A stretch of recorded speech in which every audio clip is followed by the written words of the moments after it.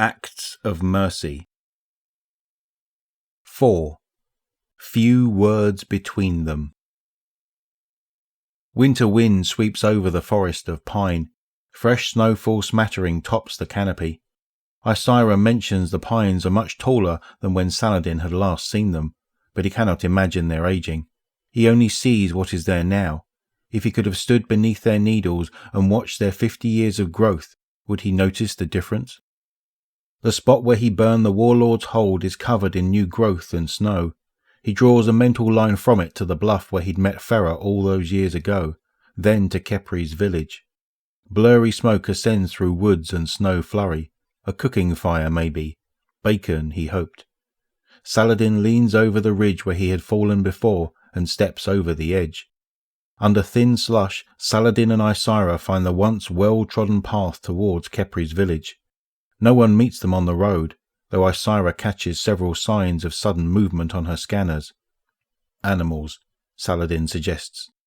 Looking through the breaks in the branches, he notices a thickening black smoke against the snowfall. A ghostly mist winds through the thinning pines as the duo reach Kepri's village. Smells of singed hair and burnt pork invade the winter air. Iron Lord and Ghost exchange looks before she decompiles. Saladin rushes into the clearing, fool's remedy in hand and snow crunching under his heavy boots. He follows glistening bloodlines soaked into the soot and snow, through empty pens devoid of hay, past hollow wooden skeletons of rotten homes, until they meet at the rusted frame of a desiccated longhouse. Through snow-blind and moth-ridden tatters, he sees them. Graves, lines of them, then piles of stone. Bare mounds of shallow churned earth follow. Smoke rises behind them over a dugout depression. Saladin fixates on the number of them, the groupings. He counts them as he walks, until he reaches the edge of the smoking pit, and the numbers lose all meaning. A huddled, smoking mass of carnage lay tangled in the pit before him, cauterized panic, still smouldering in the frigid air. Saladin stares into the sunken sockets of a charred face. He imagines Kepri's face staring back at him. Was it him? Features all burned away. Years older. Saladin turns to see Isira studying something in the longhouse. Through flames rising in his eyes, he sees a crude reproduction of an iron sigil nestled in a wolf's blackened skull. The Golden Age antenna no longer received signals.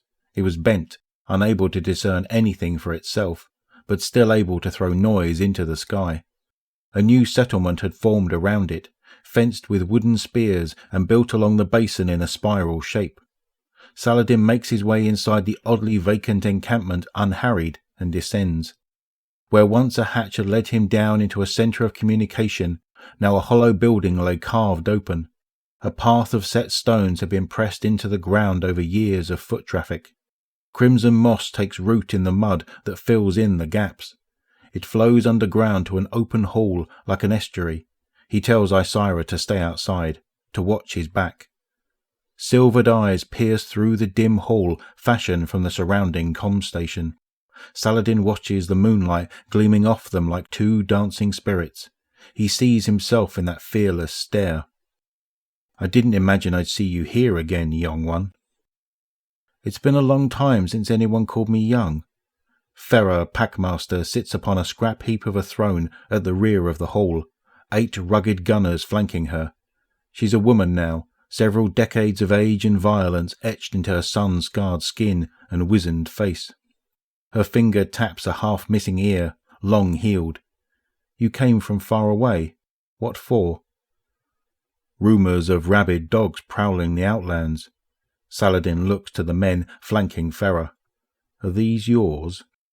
Farah leers at the crest on Saladin's armour. "My pack. Most are hunting now." "I removed the warlord, and you took his place." Saladin's voice is thick with rage. "Same as it ever was," Farah muses. "Someone had to keep order in your absence." Saladin scans the room with disgust. "This is not what I taught you." Farah smiles and looks to her comrades. "Isn't it? They're orphans of the forest, like me." "You lost yourself," Saladin barks as he steps forward, his finger slipping into the trigger guard of his holstered weapon. Farah cackles breathily. Because I followed you, I asked forgiveness for stealing, and they took my ear. So next time I met them, I took it back. It continued until they lost everything. She gestures behind her to her grinning disciples and stashes of stolen goods. The pack decides what is best.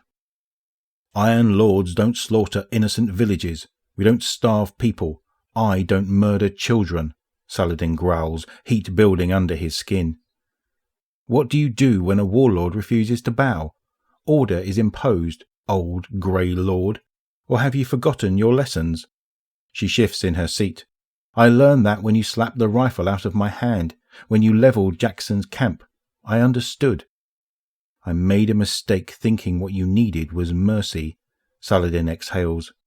The Iron Lord swiftly unholsters Fool's remedy. A quick burst drops Farah's rightmost wolf, leaving the pack stunned. Saladin steps forward and kicks Farah's throne, sending her and the chair skipping across the ground like a pondstone, till it crashes and pins her to the far wall. Farah's leftmost wolf draws a wicked machete and lunges. Saladin whips the axe from his back with his off hand and cleaves the bandit clean pelvis to crown. The two halves slump limply to the floor. Horror freezes the pack as blood pools around them. Farah's shrill voice screams, "Put him down!" Bullets cross in the air as muzzle flashes erupt in every direction. Saladin pivots to face the bulk of the pack, rattling off rounds as freely as his armour and body are receiving them. He kills too. There is no cover. There is no retreat. This is a reckoning. Wolves whine and die around him. A shotgun blast catches his shoulder, drawing blood and disarming his pistol. He staggers back under the debt of his wounds. Red drips from beneath his epaulette, but pain is the furthest thing from his mind. He ignites the arm in fiery light and casts a solar hammer that caves in the shotgunner's skull with a sizzling pop. The second to last wolf drops an empty weapon and tries to run. Saladin heaves his axe across the hall and catches the coward in the back.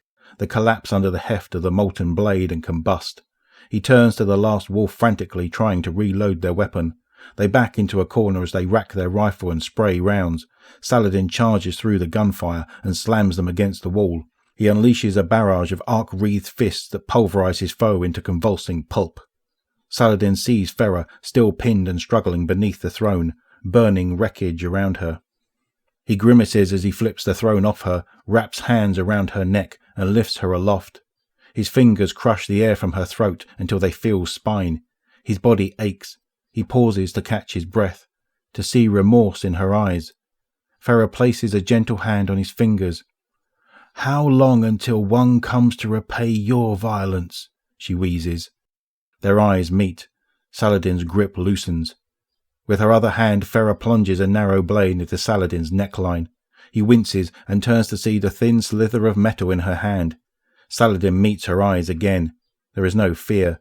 His grip tightens until bone shatters. He releases and lets her body crumple where it lands. He watches the life slip from her eyes, replaced by pain, trembling near death.